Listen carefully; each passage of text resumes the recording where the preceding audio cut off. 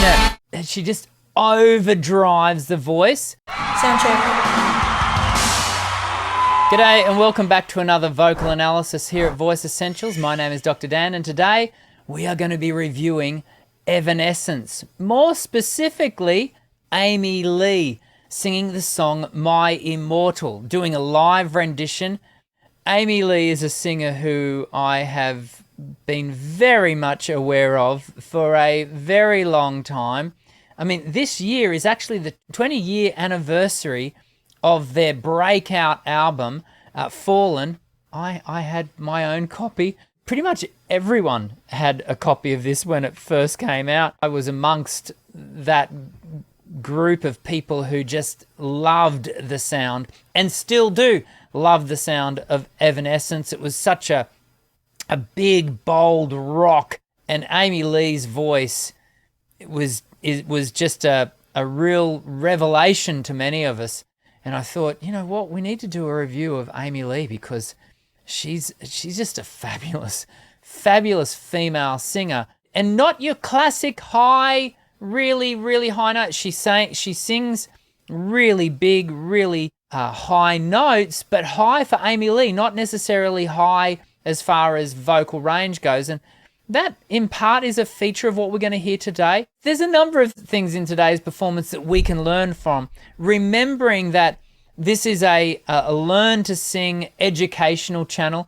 I know many fans of Evanescence and Amy Lee will have tuned in to watch today's video because that's what the algorithm will have served you. And so any critique that you hear as we go along is not meant to be derogatory or cause us to think any less of Amy Lee's voice. We're just learning as we go because no singer is perfect. Let's dive in and let's have a listen to Amy Lee's performance, Evanescence's performance of My Immortal.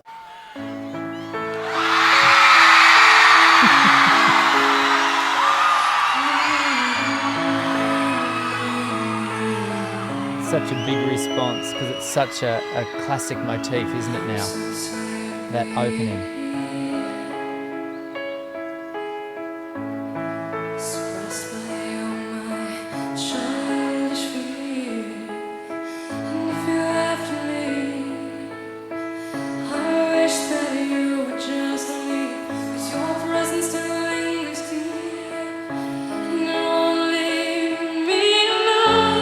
To all of you ladies out there who get concerned about the material that is always written, it feels like it goes way too high. And the great thing about Evanescence's material, it's written around Amy Lee's voice and vocal range.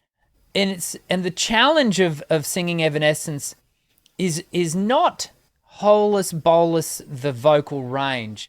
It's actually the weight and the body of the voice. But I love the fact that it does give us access to lower notes, to really appreciate lower tonality singing. And Amy is a great example of that. These ones won't seem to hear. This pain is just too real. There's just too much that time cannot. Let me hear you sing it. Wipe away all Yeah. its pain. How cool would that be? And I will.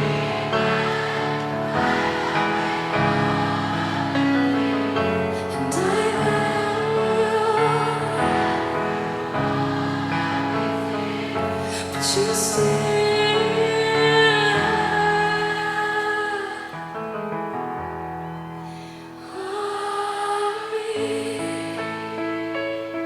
Beautiful phrasing.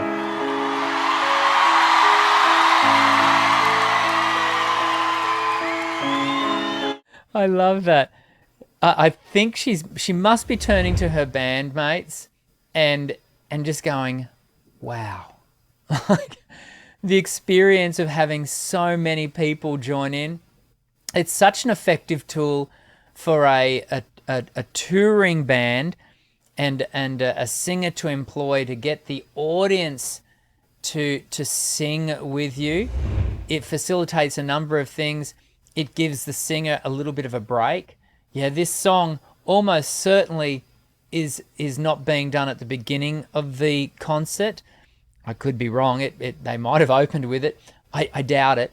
If I am wrong, I'm sure you'll let me know in the comments section below. And so the voice will have already been doing a lot of work.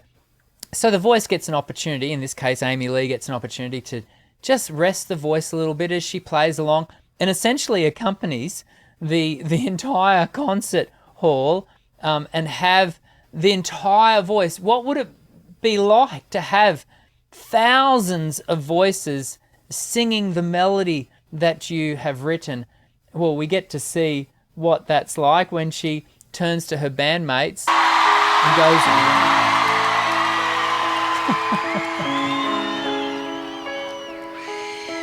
You used to captivate me by your resonating light. Now I'm bound by the life you left behind. Your face it haunts my once pleasant dreams. Your voice it chased away. I love the way she's just using a really edging on breathy, but I would refer to it more as an ambient tone to just sit the voice in that really intimate space where it continues to draw in. Remembering the audience has just been singing with her, and so now what she's doing is she's recaptivating them back to her and holding them in a moment and really just keeping the voice in that really ambient tonality to create that sense of intimacy and connection with the lyric. All the sanity in me, these wounds won't seem to heal. This pain is just too real. There's just too much that time cannot erase. When you're crying, wipe away. One of the features of Amy Lee's voice is the placement does tend to fall back into the pharyngeal space a little bit. We do get a little bit of a tightening in the pharyngeal wall, and there's almost certainly a little bit of gripping of the tongue root, and that closes that tonal, that resonant space up a little bit, and it gives us that, you follow me. But it's a really important feature of her vocal signature. We certainly wouldn't want it to not be there. Can I say we've got to be careful when we as people who are also singing, and maybe you're wanting to, perform this song, be very careful with that tonal feature that you don't overdo it, because if you overgrip that, it'll create constriction and it'll really wear and tear at your voice. We don't hear it wearing and tearing at Amy Lee's voice simply because she's not over employing that shape. When you're crying, wipe away all of those tears. When you scream, I fight away all of your fears. And I have known all these years, just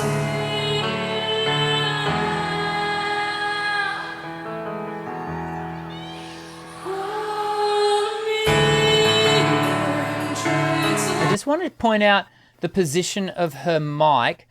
It's something that if I had have positioned her mic, I would have brought it just that little bit closer to her so that she didn't have to lean over towards it and find herself extending the neck a little bit more than we'd want. Something for you to be mindful of if you're ever sitting at a piano, or if you're playing and self-accompanying on a guitar and you've got a mic. Don't take your head to the mic. Bring the mic to your head. It's going to create less tension over time, less strain through the shoulders and the neck. hard to tell myself that you're but though you're still with me, I've been alone. That's interesting, isn't it? We really do get to hear that she just overdrives the voice. And because we've already got that little bit of tightness through the pharyngeal wall and a little bit of tongue root tension going on, The moment she applies more subglottal pressure, so a higher level of phonatory threshold pressure, everything grips up. Consequently, it drags it off the note, yeah, and we get that sort of really closed down. It still kind of works, and the reason it does is because it creates intensity, which is exactly where the music is going. So we get this and this launch of the whole band coming in.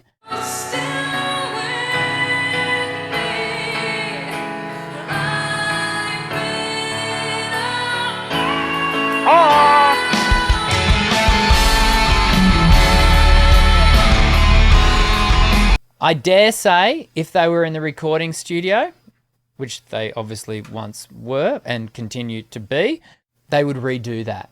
I don't think she would settle for that in a recording situation.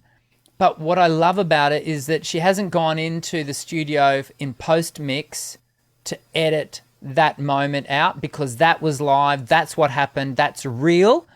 And I appreciate her for doing that, because it's real. I love real.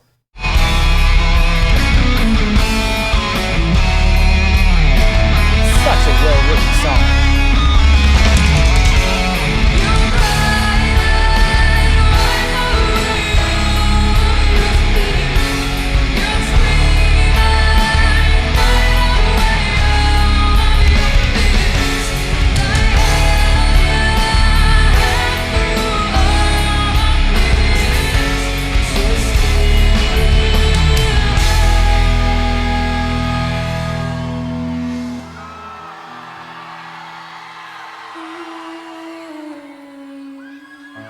Such a different vocal line she chooses to employ there at the end.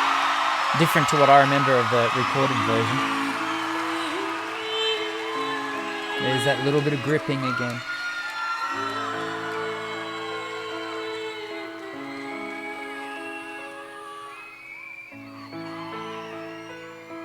Yeah. There is a reason why she has so many adoring fans. Evanescence have so many loyal fans, is because they've got a great sound. I still remember when they first came out. Well, they certainly hit my consciousness back in 2003, 2004.